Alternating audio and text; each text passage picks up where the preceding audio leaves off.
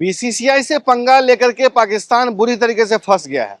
आपको पता है कि पहले भारत से पंगा लिया था तो आईपीएल से बाहर हो गया था, उसके बाद बायलैटरल सीरीज खत्म हो गई, पाकिस्तान में क्रिकेट की एक तरीके से बदहाली हो गई, आईसीसी इवेंट भी मुश्किल से खेलते हैं, चंद पैसे कमाते हैं। लेकिन अब कह ले कि उसके लिए दुनिया भर की लीग में घेरा तंग किया जा रहा है। अब ये कह लें कि दुनिया भर की लीग से उनको खदेड़ा जा रहा है। आईपीएल में 2009 के बाद से दिखाई नहीं दिए हैं, लेकिन अब कहा जा रहा है कि इंग्लैंड की जो द 100 लीग है, जो कि अगले महीने शुरू होने वाली है, उस लीग में भी पाकिस्तानी दिखाई नहीं देंगे। करीब 63 पाकिस्तानी खिलाड़ी एक तरीके से रजिस्ट्रेशन करवाया उन्होंने द 100 लीग के लिए, लेकिन इस बात के कम ही चांस हैं कि 8 में से 4 जिनका कि स्वामित्व भारतीय एक तरीके से कंपनियों के पास है, जो कि आईपीएल से जुड़े हुए हैं, वो कम ही चांस है कि उनको खरीदेंगे। इस लिहाज से जो कह लें कि उनके लिए एक तरीके से इंग्लैंड की जो लीग है वहां का भी दरवाजा बंद हो गया है। उसके अलावा एक और लीग है अफ्रीकन T20 लीग, वहां पे भी वो पाकिस्तानियों को नहीं ले रहे हैं, वहां भी उनके लिए घेरा तंग किया जा चुका है। 2023 में साउथ अफ्रीका ऐसे T20 लीग शुरू हुई थी, वहां में 2023 से ही पाकिस्तानी खिलाड़ी दिखाई नहीं दिए हैं।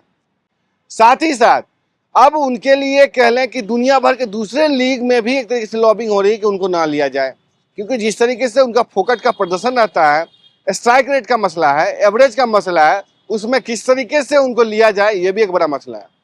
पाकिस्तानी पहले तो बहाना बनाते थे कि हमको एनओसी नहीं दिया जा रहा है, पहले बहाना बनाते थे कि उनको लिया नहीं जा रहा है, लेकिन जब बिग बैश लीग में आपने देखा किस तरीके से स्टीव स्मिथ ने बाबर आजम को स्ट्राइक नहीं दिया, रिजवान जो कभी कप्तान हुआ करते थे उनको एक तरीके से बाहर किया गया। साथ ही साथ आपने देखा बाहर करने से मतलब है कि वो मैच खेल रहे थे तो उनको रिटायर हर्ट कर दिया गया और दूसरे खिलाड़ी को भेजा गया, क्योंकि स्ट्राइक रेट उनकी ऐसी है।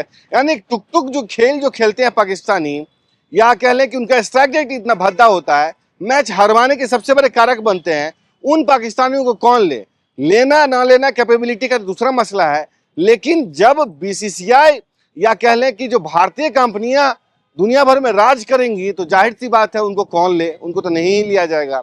63 पाकिस्तानी खिलाड़ी इस बार बड़ी उम्मीद से रजिस्ट्रेशन उन्होंने कराया था, लेकिन ऐसा लगता है कि जो 4 टीमें बाकी के बचेंगे उसमें हो सकता है वो चली जाएं।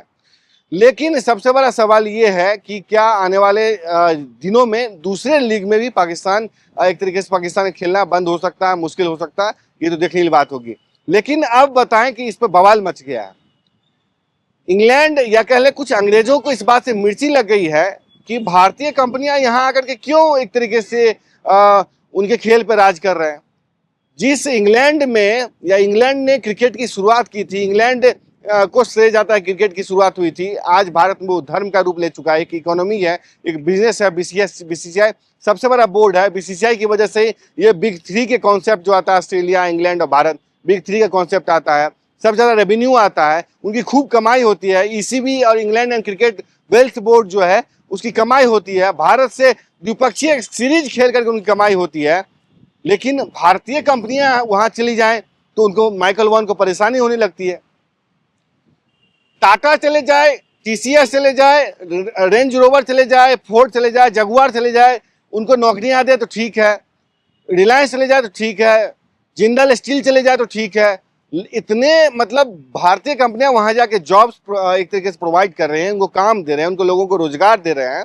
उनकी जो एनएचएस है, नेशनल हेल्थ सिस्टम, उसमें कितने भारतीय डॉक्टर वहां जाके काम कर रहे हैं। उनकी इकोनॉमी, उनकी यूनिवर्सिटी जो चलती है वो भारतीयों के ही पैसे चलता है। जो भारतीय स्टूडेंट्स वहां जाके पढ़ाई करना चाहते हैं ऑक्सफोर्ड में या हार्वर्ड में, तमाम ऐसे जो दुनिया भर के जो यूनिवर्सिटीज वहां जाकर पढ़ते हैं तो उनकी यूनिवर्सिटी चलती है। लेकिन भारतीय कंपनियां संभाले तो उनको दिक्कत है। माइकल वॉन को क्या दिक्कत हो गया भाई? माइकल वॉन जो है उनको परेशानी हो रही है कि भारतीय कंपनियां क्यों आए। उन्होंने सोशल मीडिया प्लेटफॉर्म पर एक तरीके से राजनीतिक आरोप लगाया। उन्होंने ईसीबी से अपील की है कि इसको रोका जाए, क्रिकेट को राजनीति से ऊपर रखा जाए। क्रिकेट में राजनीति नहीं होना चाहिए, क्योंकि ये क्रिकेट जो है एकजुट करता है। भाई क्रिकेट एकजुट करता है तो मोहसिन नकवी ने कैसे ट्रॉफी लेके भाग गए, कैसे खेल का इस्तेमाल एक तरीके से राजनीति के तौर पर कर रहे हैं, कैसे नमाज पढ़ रहे पाकिस्तानी, एकजुट करता है, ये एकजुट करना हुआ। किस तरीके से स्लेजिंग का इस्तेमाल किया गया, नस्लभेदी टिप्पणी की जाती रही है आपके यहाँ पे, ऑस्ट्रेलिया में, इंग्लैंड में किस तरीके से होता था। आज जाकर के बीसीसीआई के पास आया है, आप आईपीएल आते हैं, कमेंट्री कर रहे हैं, आपका वास्ता पड़ा है तो आप तारीफ कर रहे हो, तो आपका इतिहास कैसा है वो तो देख लो। लेकिन जब स्वामित्व किसी के पास जाएगा, आपके खेल में पैसा लाएंगे, एक स्टेबिलिटी देंगे फाइनेंशियल तौर पे, तो आपको मिर्ची लग रही है। माइकल वॉन ने एक तरीके से ट्वीट किया है, लिखा है कि किस तरीके से भारतीयों के पास जा रही है, बाहरी ताकतों का उन्होंने शब्द का इस्तेमाल किया है। उन्होंने एक तरीके से कहा है कि इसको रोका जाना चाहिए, और 63 खिलाड़ियों ने एक तरीके से कह लें कि अपने लिए इसमें रजिस्ट्रेशन करवाया है। माइकल वन ने एक तरीके से ट्वीट करके इसकी क्रिटिसिज्म किया है। उन्होंने लिखा कि एक ऐसा खेल जो देश के सभी लोगों को एकजुट करता है, इसमें इस तरह की चीज़ों की अनुमति नहीं दी जानी चाहिए। शाहीन शाह अफरीदी, साइम अयूब, उस्मान तारिक, हारिस रऊफ उन 63 पुरुष खिलाड़ियों में शामिल है जिन्होंने इस लीग के लिए, यानी कि पाकिस्तानी खिलाड़ी हैं जिन्होंने इस लीग के लिए रजिस्ट्रेशन कराया था। और तमाम ऐसे खिलाड़ी हैं जो महिला खिलाड़ी भी हैं पाकिस्तानी, वो भी इसमें शामिल है। तो कुल मिलाकर कह लें कि पाकिस्तानियों के लिए घेरा तंग किया जा चुका है। पाकिस्तानी वहां नहीं खेलते नजर आएंगे और वहां से भाग खड़े हैं, एक तरीके से कह लें खदेड़ा जा रहा है उनको।